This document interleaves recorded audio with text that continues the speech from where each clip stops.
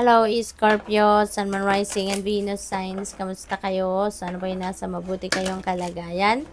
Welcome back po sa Star Tarot. Kung bago kayo rito, welcome din kayo. Thank you sa inyong support. I truly appreciate it. God bless you all, Scorpio.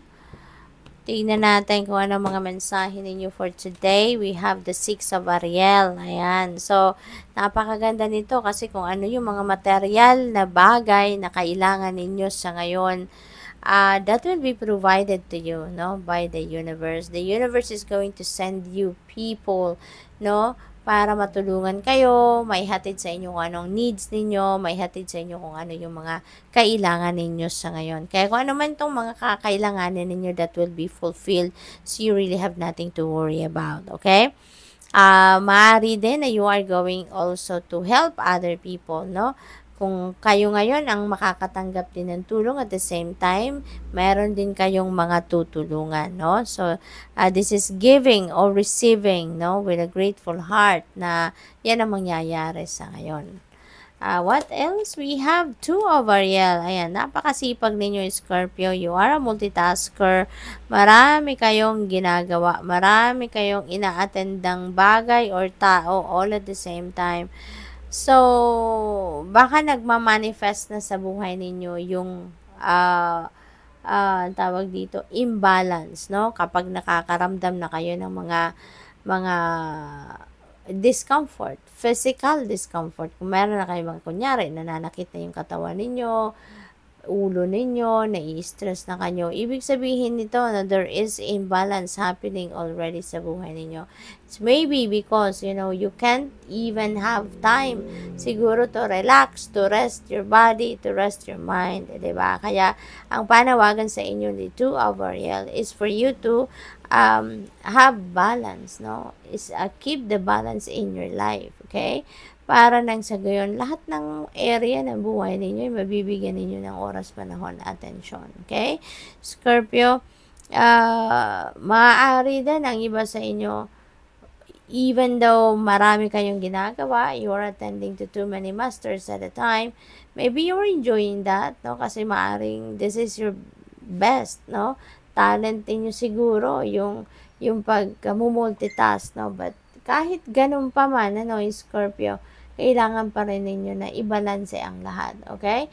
Hindi pwedeng hindi ninyo nabibigyan ng oras, panahon, atensyon ang inyong sarili, ang inyong katawan, alright? Kaya kailangan na kayo. Kailangan na ibalik ninyo yung balance and keep it, no? Keep the balance back in your life.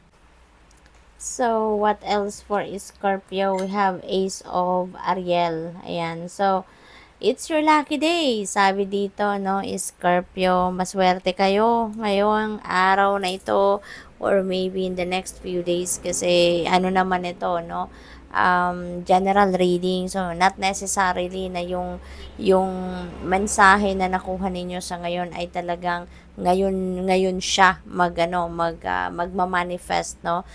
Sometimes it could stay, no, yung energy could stay few days pa.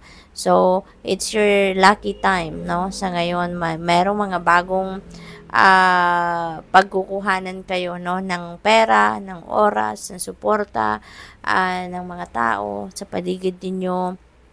Meron ditong mga paparating na blessings, no, financial blessings.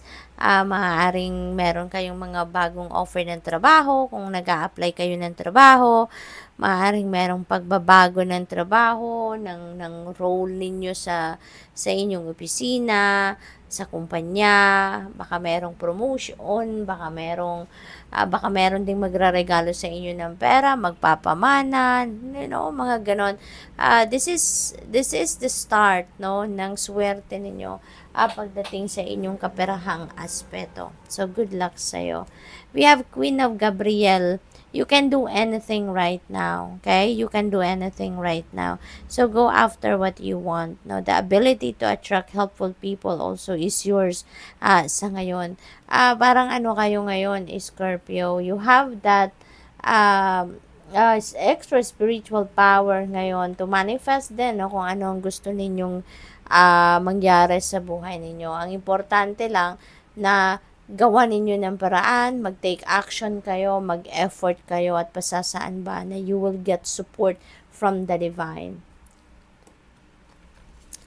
We have page of Raphael. Ayan. So, may kayo ngayon, meron kayong mga tawag dito, imbitasyon, baka meron kayong ma-receive na text na DM, PM, mga ganon, or tawag, and maybe you will be invited, to social gathering. Meron mga pagtitipon sa ngayon, party, maaring mga ganon, or baka meron kayong mga mensahe, mga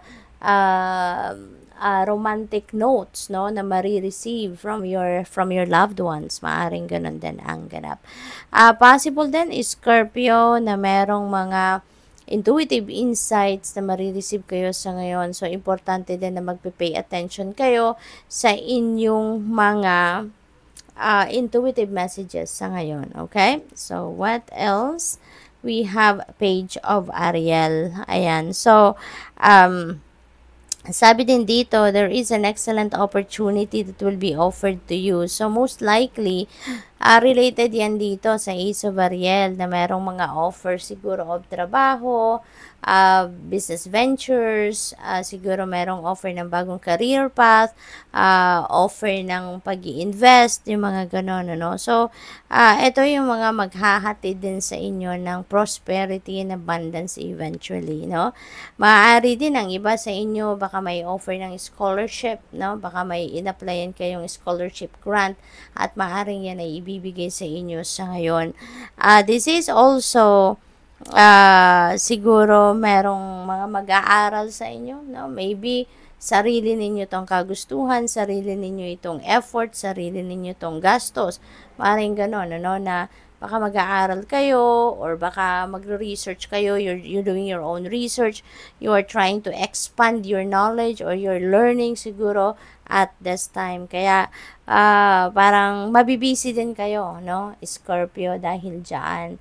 Marami kayong gustong gawin, you want to improve yourself in many facets. So, really beautiful. What else? We have 5 of Michael. Ayan. So, may sitwasyon dito, that you don't deserve. Maaring you were treated differently or baka you were mistreated ng ibang tao rito. Kaya siguro kayo medyo hindi ninyo nagustuhan hindi kayo nakapag-react dito ng yung parang kung ano ang dapat, nalito kayo. Bakit kaya ganun ang trato niyo sa akin? Bakit ganun siya sa akin makipag-usap? Bakit ganun na lang siya magsalita sa akin, Siguro may mga ganun kayong sitwasyon. That's why, kayo, yung parang you have walked away from that person. Because you know that you don't deserve such kind of treatment from that person. Kaya parang siguro nagulat din kayo.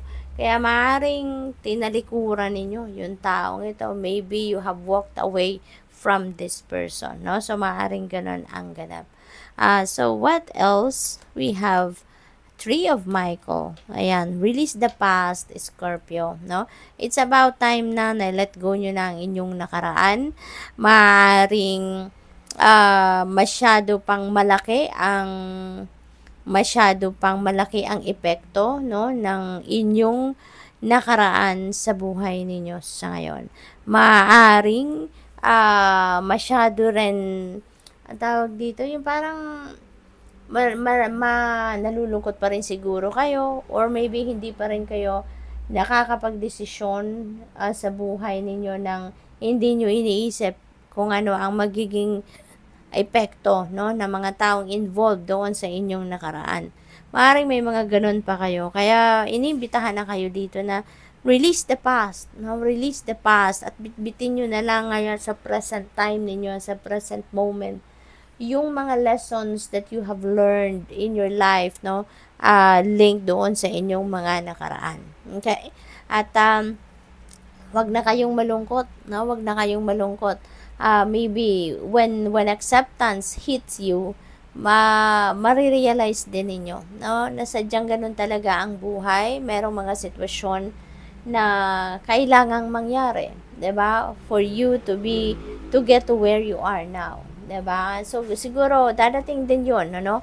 Hindi talaga natin mapipilit ng sarili natin. Time heals all wounds. Kaya maghintay na lang tayo, be patient, Scorpio. Pasasaan ba at dadating din ang panahon na dadating din ang araw na totally makakapag-move on na kayo ng buong buo, no? So, good luck. Thank you for watching Love and Light. Namaste.